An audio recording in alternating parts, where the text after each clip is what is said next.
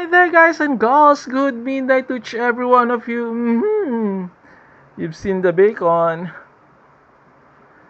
I also have here lettuce, tomatoes, and a slice of bananas. Let's have some midnight snacks, guys and girls. This is my favorite powdered milk since when I was a kid. By this time, there's a twist with my bacon, lettuce, and tomato. But before that, let me pour first the hot water in it.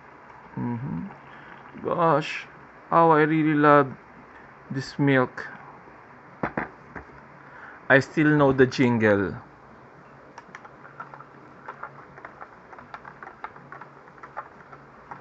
Come on, be the first sip. Okay, let's now prepare.